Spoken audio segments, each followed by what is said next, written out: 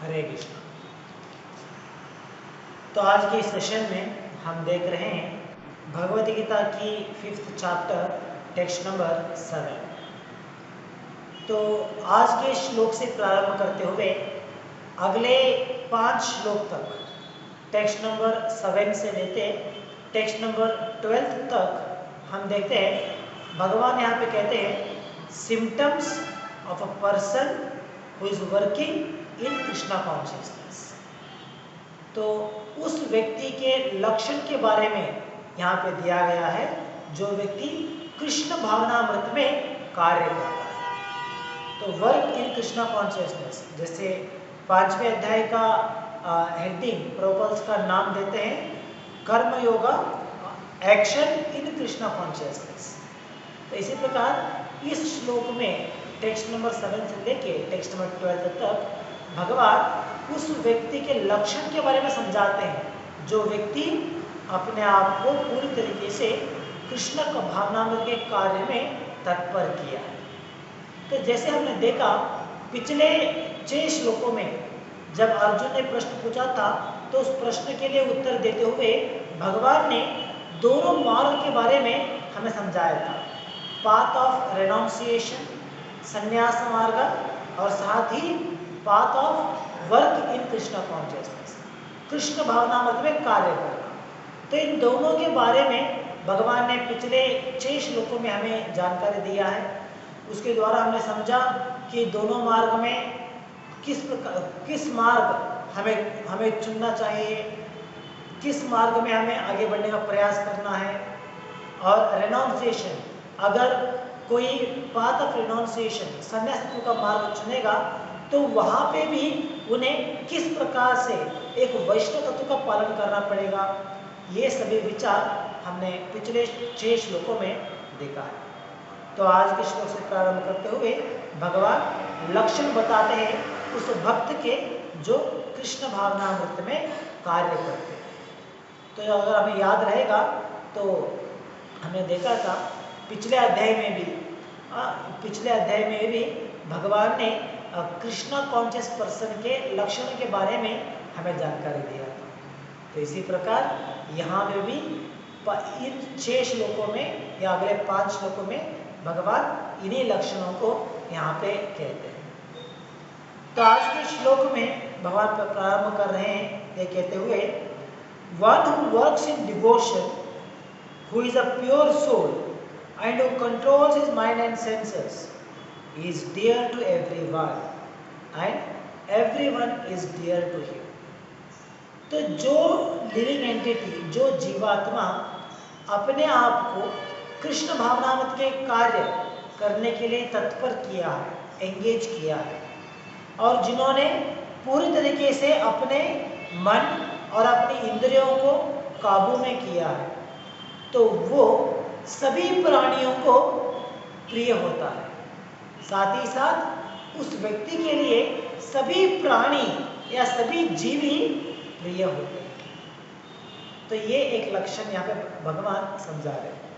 और आया कहते हैं, दो always working such a man is never entangled. तो ये व्यक्ति हमेशा एक न एक कार्य में लगा हुआ है, एक न एक कार्य कर रहा है, लेकिन फिर भी उस कार्य करने के द्वारा वो किसी भी प्रकार बंधन में नहीं फंसेगा। तो ये एक व्यक्ति के लक्षण है, एक भक्त के लक्षण है जो कृष्ण भावनामृत के कार्य में अपने आप को एंगेज कर दिया।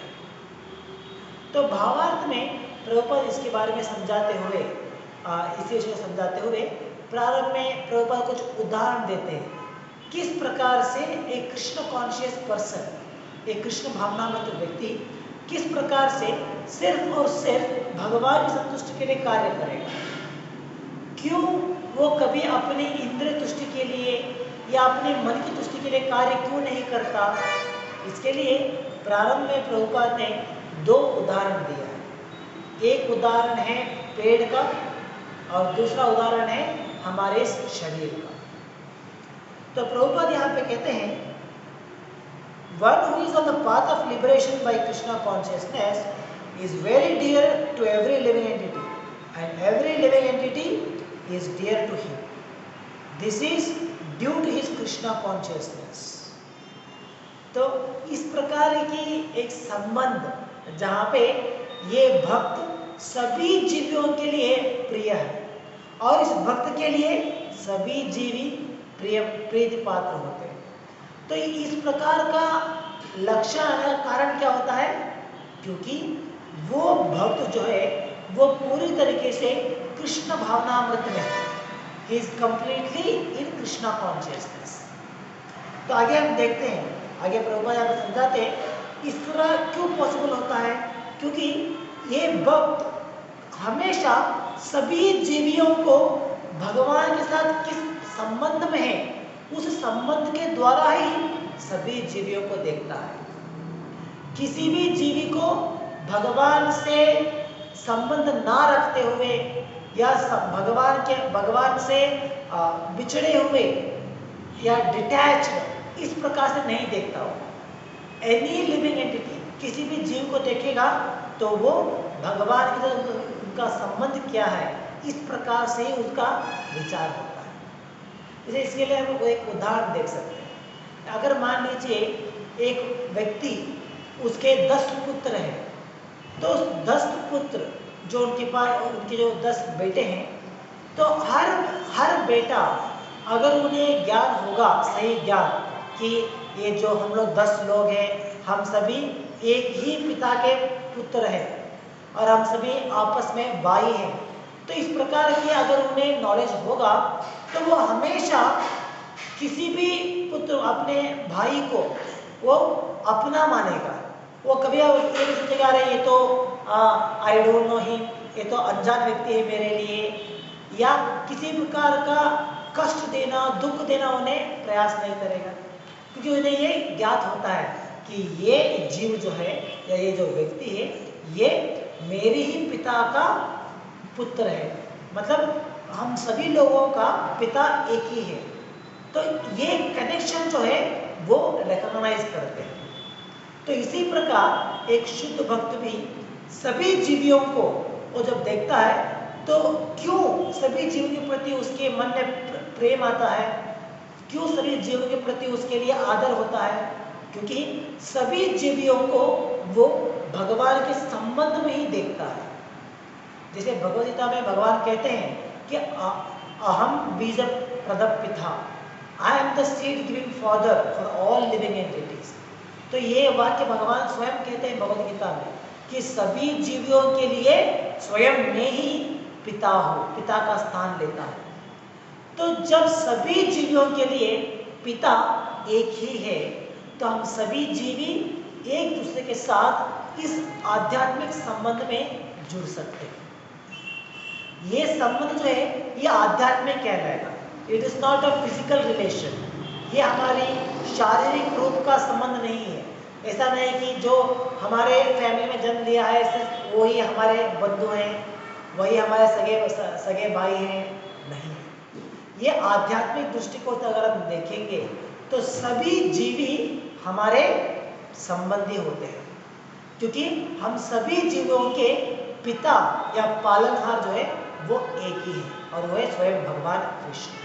तो इस बात की पुष्टि स्वयं भगवद गीता में भगवान ही करते हैं। तो इस प्रकार से जब एक भक्त सभी जीवियों को भगवान के संबंध के द्वारा चुनता है या भगवान के संबंध के द्वारा देखता है तो इसी संबंध के कारण से वो सभी लोगों के प्रति प्रीति पात्र होता है। He is always for him every living entity is very dear।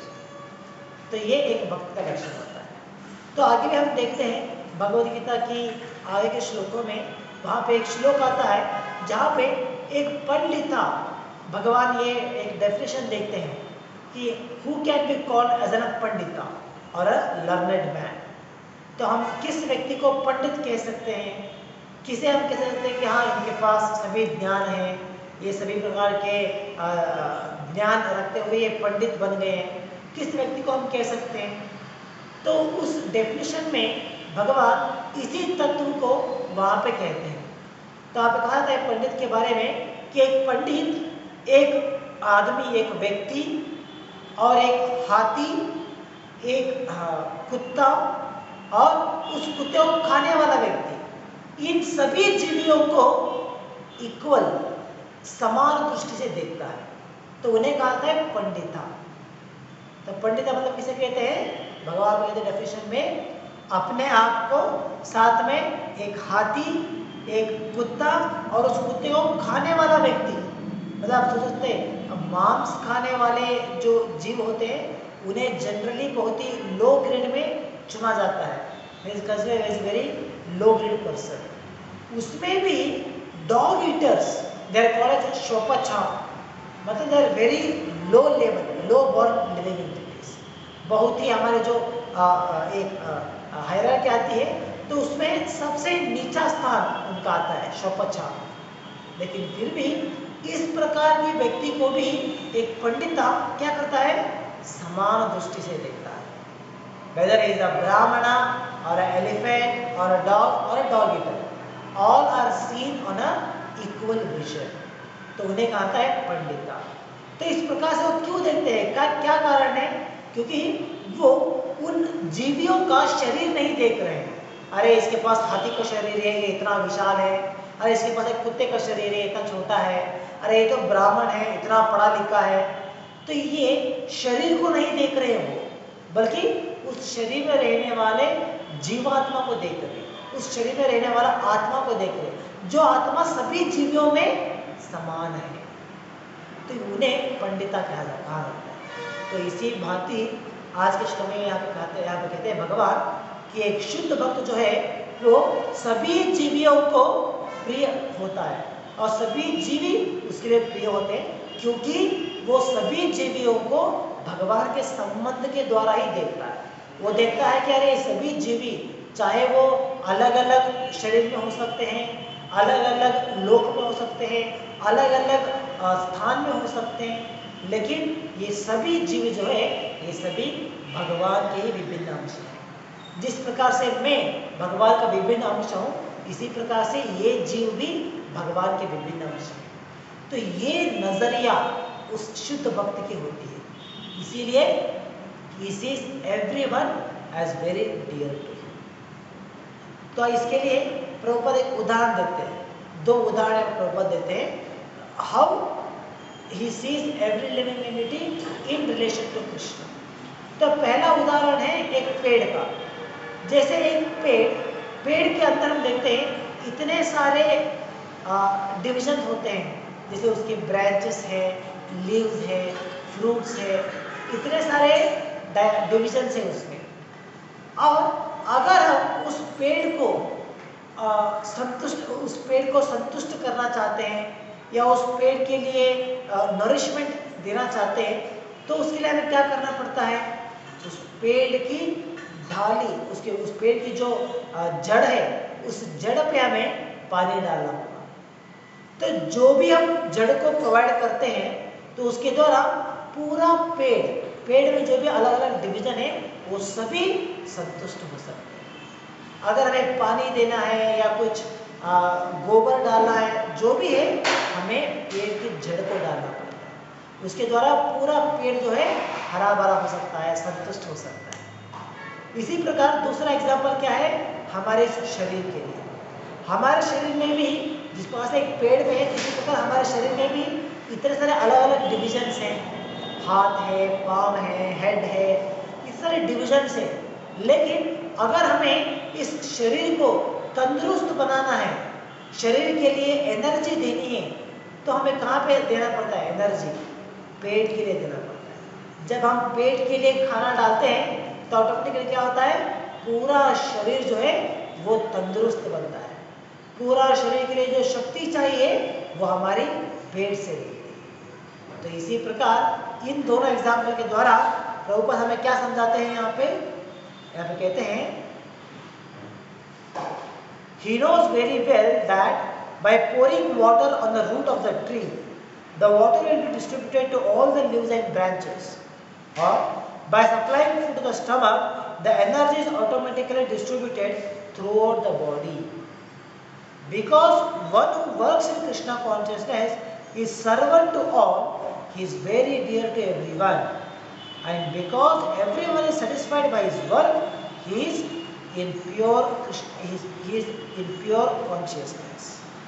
तो इस प्रकार से जब हम एक पेड़ को सेटिस्फाई करते हैं, जिस प्रकार से हम एक पेड़ की जड़ को पानी डालते हैं तो उसके द्वारा पूरा पेड़ हरा भरा होता है, तो इसी प्रकार एक शुद्ध भक्त भी सभी जीवियों को इन रिलेशन टू कृष्णा वो देखते हैं।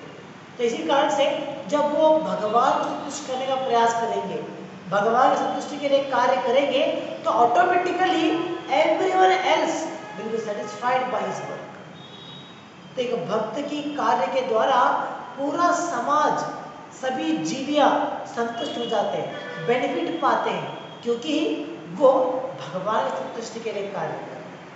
तो भगवान की संतुष्टि के जब वो कार्य करते हैं तो ऑटोमेटिकली बाकी सभी वर्ग जो है वो सभी संतुष्ट हो सकते हैं।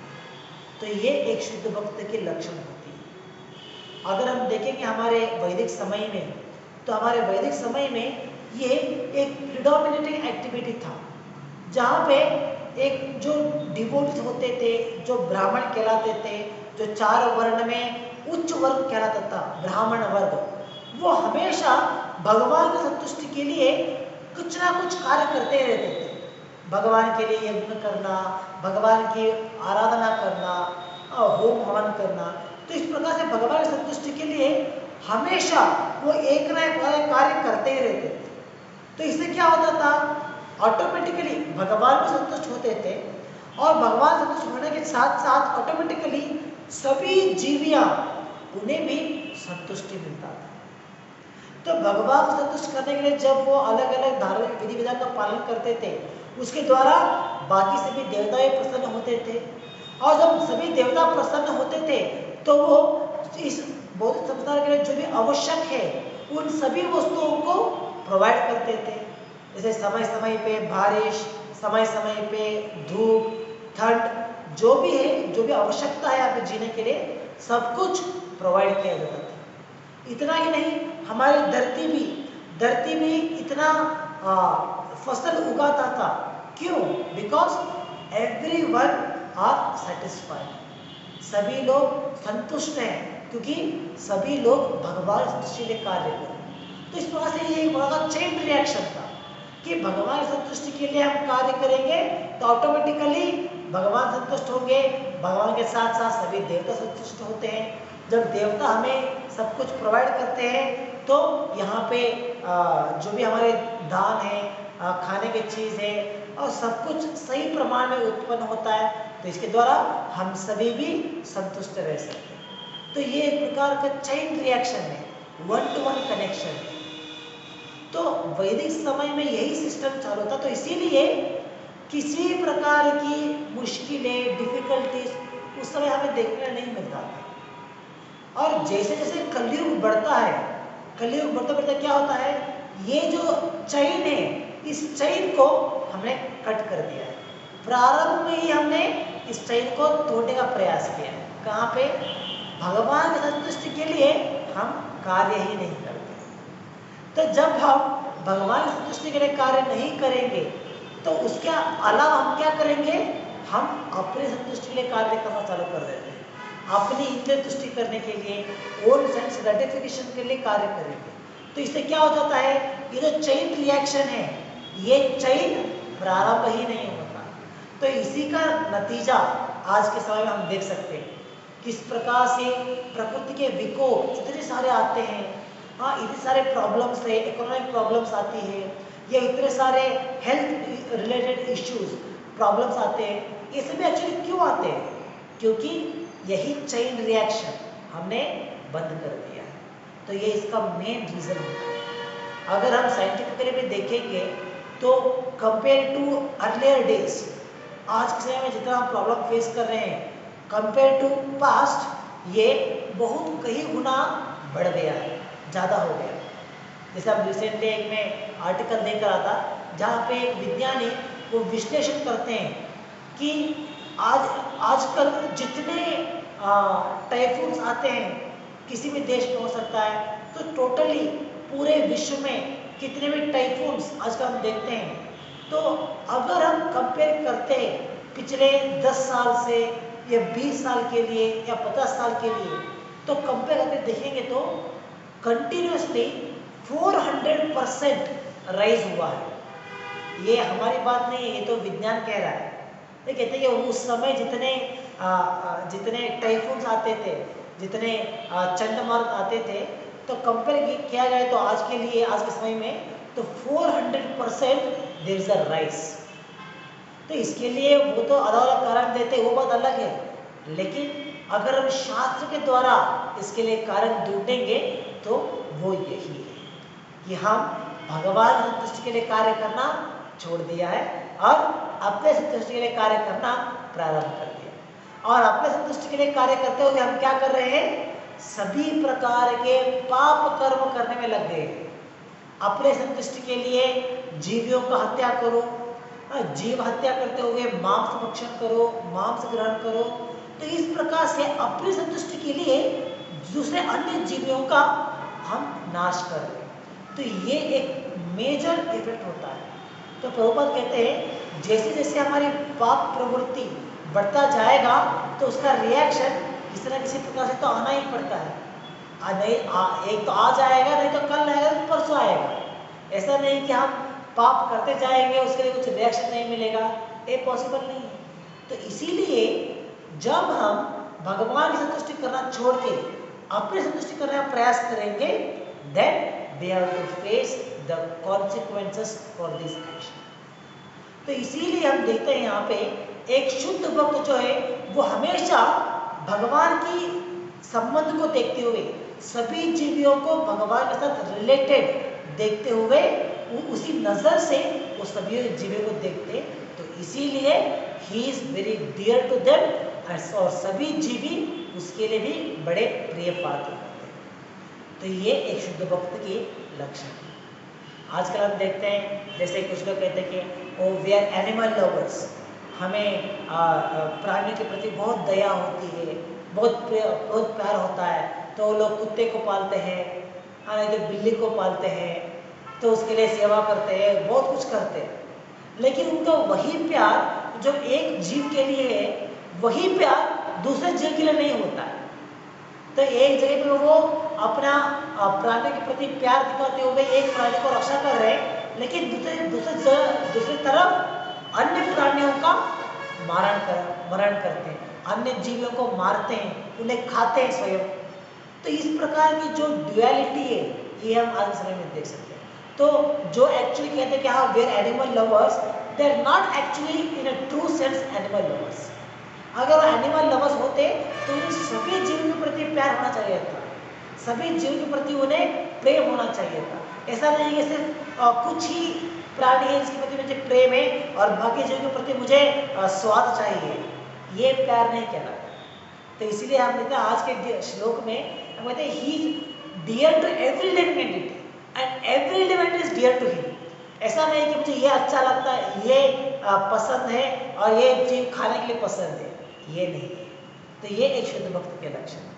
तो आगे बढ़ते हुए प्रभुपाद एक chain reaction, one two one connection यहाँ पर समझाते आते हैं। किस प्रकार से एक शुद्ध भक्त, किस प्रकार से उनका माइंड कंट्रोल होता है, उनकी इंद्रिय कंट्रोल होती हैं, किस प्रकार से वो शुद्ध प्योर कॉन्शियसनेस में वो रहते हैं, इसके बारे में one two one connection Prabhupada यहाँ पे समझाते आते हैं। तो हम देख सकते हैं भावार्थ में प्रभुपाद कहते हैं because everyone is satisfied by his work he is pure in consciousness. तो ये है पहला। तो क्योंकि एक भक्त भगवान की संतुष्टि के कार्य करता है, हमेशा भगवान की संतुष्टि के लिए, तो क्या होता है उसके कार्य से सभी लोग संतुष्ट होते हैं। तो इसी कारण की वजह से क्या होता है उस जीव, उस भक्त का जो कॉन्शियसनेस है, उस भक्त की जो मति है वो प्योर होती है। Why he has a pure consciousness? क्योंकि वो कुछ भी अपने लिए नहीं कर रहे। ऐसा नहीं कि अरे मुझे मेरी खुशी के लिए मुझे ये कार्य करना है, मेरी संतुष्टि के लिए मुझे ये कार्य करना है, नहीं। वो जो भी कार्य करते हैं भगवान की संतुष्टि के लिए करते हैं, अपने लिए तो कुछ भी नहीं करते। तो इसीलिए उनकी जो कॉन्शियसनेस है वो प्योर होती है, उनकी मति जो है वो शुद्ध होती है। और क्योंकि उनकी कॉन्शियसनेस शुद्ध है तो तो इसी कारण से क्या होता है आगे प्रभुपाद कहते हैं and because he is pure in consciousness his mind is completely controlled. तो अगर हमें अपना मन को कंट्रोल करना है, काबू में करना है, तो उसके लिए हमें हमारे कॉन्शियसनेस को प्योर रखना पड़ता है, हमारी मति को शुद्ध रखना पड़ता है, तब जाके हमारी मन जो है वो काबू में हो सकता है, कंट्रोल में हो सकता है। जैसे आज हम देखते हैं बहुत लोग ये प्रश्न पूछते हैं, बाहर इसके लिए बहुत सारे सेमिनार्स कंडक्ट किया जाता है, इवन कॉरपोरेट वर्ल्ड में हम देखते हैं वहाँ पे इस टर्म के ऊपर बहुत जोर लगाया जाता है। क्या है वो? Mind control, controlling of the mind, controlling the anger, controlling the emotions. इसके बारे में इतने बड़े बड़े सेमिनार किया जाता है। तो लोग सोचते हैं कि हाँ मुझे माइंड कंट्रोल करना है, कैसे करना है, ये करना है, वो करना है, उसके लिए तो इतने अलग अलग प्रकार के प्रयास करते हैं। लेकिन एक्चुअली सही प्रकार से अगर हमें हमारा मन को काबू में करना है तो उसके लिए यही सही रास्ता है। और वो क्या है? हमें हमारी चित्त को शुद्ध करना पड़ता है, हमारी मति को शुद्ध करना पड़ता है। और अगर हम हमारे कॉन्शियस को शुद्ध करेंगे तो automatically we can have a controlled mind. तो और कोई सोचेगा कि how to make our conscious pure, इस बात से कर सकते हैं। तो उसके लिए जो हमारे नियम दिए गए हैं, इन आध्यात्मिक नियम, इनका पालन करना पड़ता है हमारे कॉन्शियसनेस को शुद्ध करने के लिए। जैसे 4 नियम जो प्रभुपाद देते हैं, उन 4 नियम का पालन करना, भगवान के प्रति भक्ति के लिए करते हुए भगवान का नाम स्मरण करना, भागवत का अध्ययन करना, भगवान का विग्रह आराधना करना। तो जो भी डिवोशनल एक्टिविटीज हम कहते हैं, तो इस प्रकार डिवोशनल एक्टिविटीज करते हुए हम क्या कर सकते हैं? हमारे कॉन्शियसनेस को शुद्ध कर सकते हैं। और जैसे हमारे कॉन्शियसनेस शुद्ध होता है तो इसके द्वारा क्या होता है? ऑटोमेटिकली हमारी मन भी कंट्रोल में आ सकती है, स्थिर हो सकता है हमारा मन। और जैसे ही हमारा मन कंट्रोल में आएगा तो क्या होता है? नेक्स्ट स्टेज, हमारी इंद्रियां भी कंट्रोल में आ सकती है। जैसे किसी एक व्यक्ति का मन कंट्रोल नहीं है तो क्या होता है? जैसे ही उसके मन कंट्रोल नहीं तो ऑटोमेटिकली इंद्रियां, हमारे उनके जो सेंसेस है दे बिकम लूज। और उनके जीव कहता है कि अरे मुझे कुछ खाना है, कुछ टेस्टी टेस्ट करना है, तो उसके लिए भागते हैं। उनका आँख कहता है कि अरे मुझे कुछ देखना है, अच्छा चीज़ देखना है, तो उसके लिए भागते हैं। तो क्योंकि उनका मन कंट्रोल नहीं है तो उनकी इंद्रियां उनके मन के कंट्रोल से बाहर हो जाते हैं। तो जब मन कंट्रोल में आ जाता है तो ऑटोमेटिकली उनके इंद्रियां भी उनके कंट्रोल में आ जाते हैं। और जब उनका इंद्रियां उनके कंट्रोल में आते हैं तो इससे क्या होता है? He can engage his senses in what ever work he wants. कोई भी कार्य जो करना चाहते हैं सिर्फ उस कार्य में अपने इंद्रियों को लगा सकते हैं, अपने मन को सिर्फ उस कार्य में लगा सकते हैं। क्यों? क्योंकि they are in control. Control मतलब क्या है? चाहे जिस तरीके से हम चाहते हैं उस तरीके से हम यूज कर सकते हैं, जहां पे चाहिए वहां पे यूज कर सकते हैं, उसे हम कहते हैं कंट्रोल। अनकंट्रोल मतलब क्या है? हम प्रयास कर रहे हैं कहीं पे लगाने के लिए, लेकिन मन नहीं सुन रहा, चंचल हो रहा है, इंद्रियां नहीं सुन रहे, इंद्रियां यहाँ वहाँ भाग रहे हैं, तो ये होता है अनकंट्रोल्ड स्टेज। और जब कंट्रोल में आ जाते हैं हमारे मन, हमारी इंद्रियां, हमारे कॉन्शियसनेस, सब कुछ कंट्रोल में होता है, तो automatically we can engage in whichever field we want. तो इस बात से क्या होता है? एक शुद्ध भक्त जब अपने मति को, कॉन्शियसनेस को प्योर करते हुए, उसके द्वारा अपने मन को कंट्रोल करते हुए, उसके द्वारा जब वो अपने इंद्रियों को कंट्रोल करते हैं, तो इसके द्वारा वो क्या करते हैं? संपूर्ण तरीके से अपने मन, बुद्धि, अपने मति, इसके द्वारा सिर्फ और सिर्फ भगवान की सेवा में तत्पर करते हैं। भगवान की सेवा के लिए, भगवान की एक्टिविटीज के लिए इसका इस्तेमाल करते हैं। भगवान की संतुष्टि के अलावा किसी भी अन्य प्रकार के कार्य के लिए वो इसका यूज ही नहीं करते। जैसे अपनी इंद्रिय तुष्टि के लिए हो सकता है या भौतिक प्रकृति के लिए हो सकता है, वो यूज नहीं करते। सो इसे कहते हैं कंट्रोल्ड माइंड। जिसे हमने पिछले श्लोक में देखा था, जहाँ पे प्रभुपाद ने वैष्णव सन्यासी के बारे में प्रभुपाद ने डिस्कस किया था, तो आप मैंने उसके समय हमें चर्चा किया था कि एक वैष्णव सन्यासी को कहा जाता है त्रिदंडी सन्यासी, क्योंकि उन्होंने अपने मन, अपनी बुद्धि और अपने शरीर को पूरी तरीके से भगवान की सेवा के लिए दे दिया है। तो उन्हें कहा था त्रिदंडी सन्यासी। तो इसी प्रकार आज के श्लोक में हम देख सकते हैं भगवान यही बात को यहाँ पे दोहरा रहे हैं।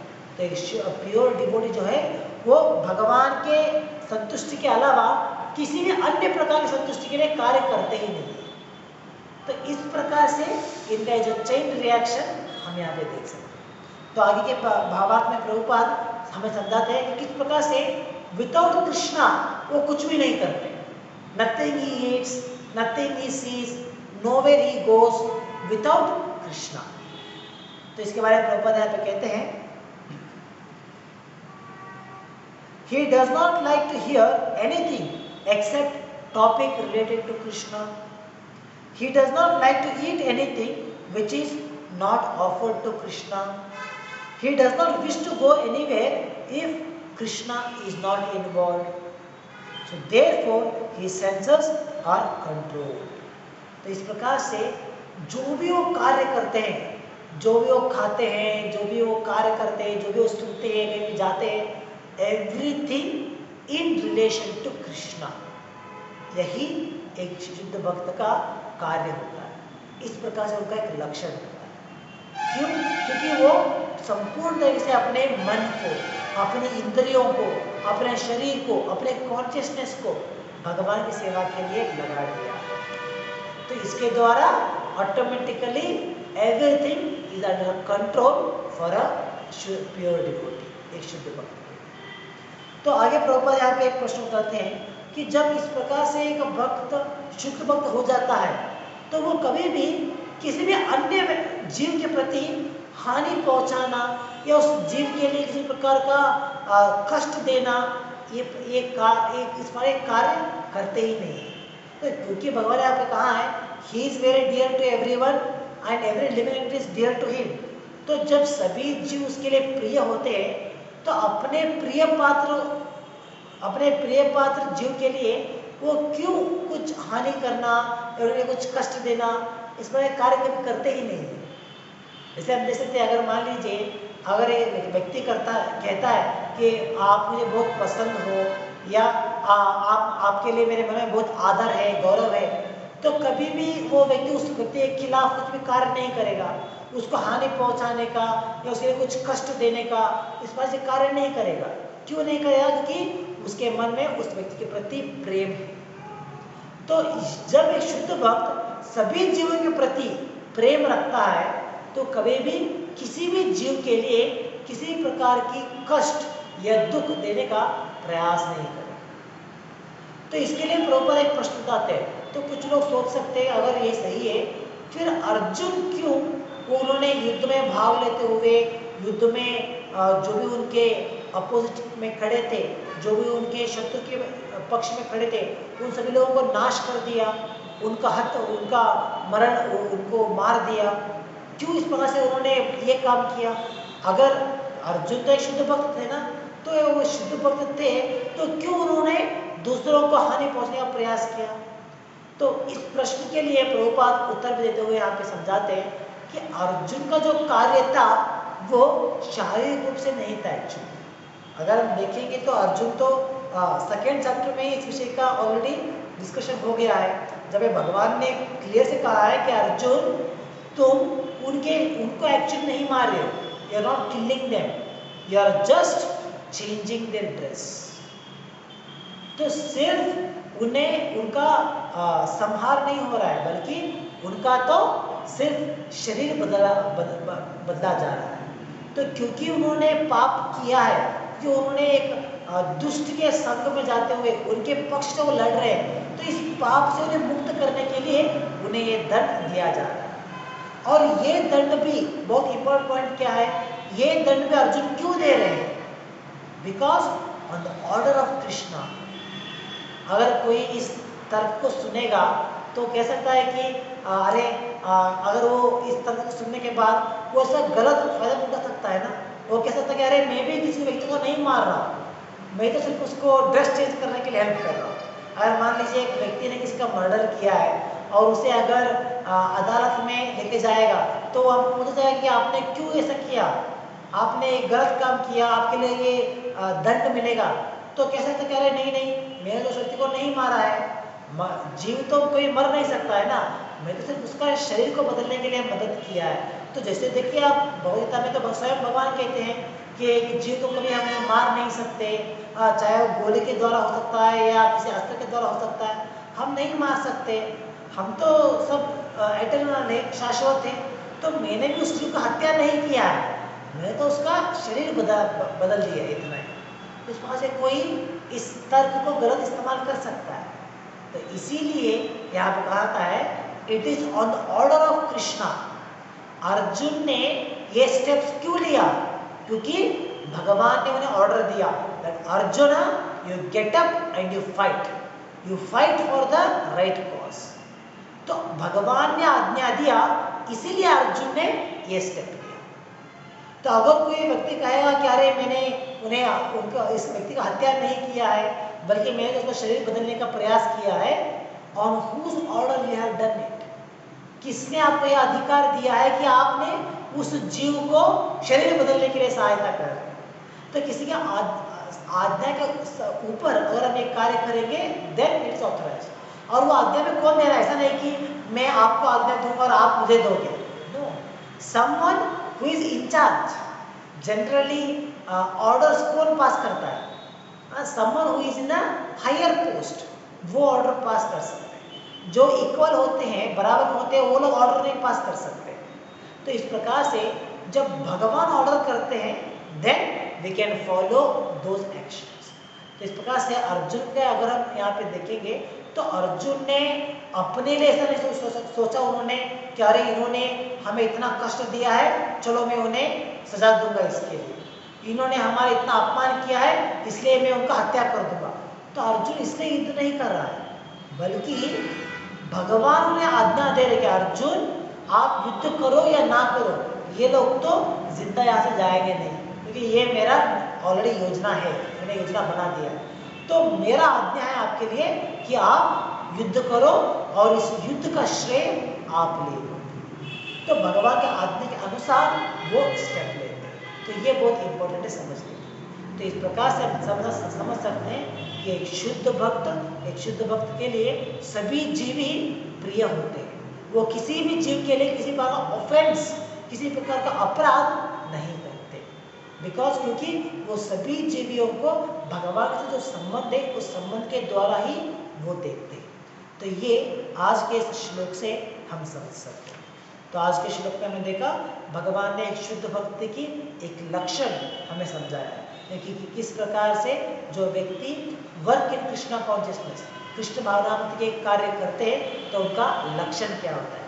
द मेन चीज है that he is dear to everyone and everyone is dear to him. तो ये एक इम्पॉर्टेंट लक्षण है। तो यहाँ पे समाप्त करेंगे आज के लिए। ग्रंथराज श्रीमद् भगवद गीता की जय। जगत गुरु श्रील प्रभुपाद की जय।